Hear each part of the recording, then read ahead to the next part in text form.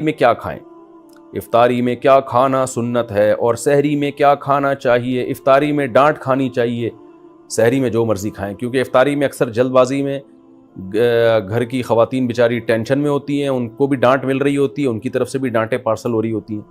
بہرحال جی افطاری میں کیا کھانا سنت ہے، کھجور، نبی صلی اللہ علیہ وسلم اس سے روزہ افطار کیا کرتے تھے اور اس کی ترغیب بھی دی آپ صلی اللہ علیہ وسلم نے۔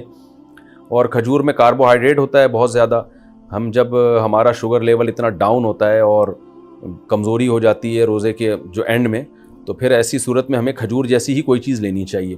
ہم لوگ کیا کر رہے ہوتے ہیں، شربتیں پی رہے ہوتے ہیں چینی کے، اس میں کاربوہائیڈریٹ تو ہوتا ہے اور وہ شوگر لیول ڈھا کر کے اوپر چلا جاتا ہے ہمارا، اور پھر دماغ ٹون ہونا شروع ہو جاتا ہے، مغرب کے بعد سے غنودگی بجائے فریشنس کے اور بیکار لائف ہو جاتی ہے، اور پھر تراویحوں میں لوگ کیسے اونگ رہے ہوتے ہیں۔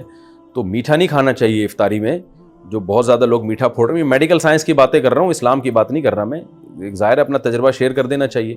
تو چینی اور اس سے بنے ہوئے شربتوں سے اوائڈ کرنا چاہیے۔ کھجور میں میٹھا ہوتا ہے لیکن وہ اچھی قسم کا میٹھا ہوتا ہے، اس سے وہ غنودگی نہیں آتی، اور اس میں منرلز بہت زیادہ ہوتے ہیں، آپ کو طاقت بھی ملتی ہے اس سے، بہت سارے منرلز ہوتے ہیں اس میں، وائٹامنز ہوتے ہیں، تو اور سنت بھی ہے۔ تو کھجور کا ایسا پھر ہمارے ایک بڑی ظلم یہ کرتے ہیں کہ اتنا سا کھجور لے کے نا بس ایک افطار کیا، اس کے بعد پھر ڈائریکٹ آ جاتے ہیں پکوڑوں پہ۔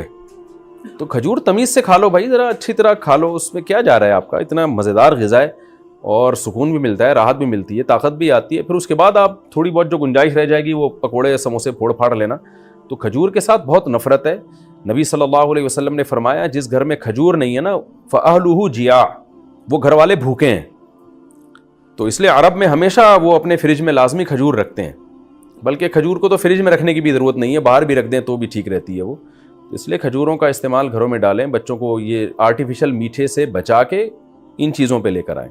باقی سحری میں کیا کھانا چاہیے، سحری میں بھی کھجور کھا لیں، پھل کھا لیں، کچھ بھی کھا لیں، ڈاکٹر بتائے گا آپ کو، میں کیا بتاؤں گا آپ کو بھائی کیا کھائیں۔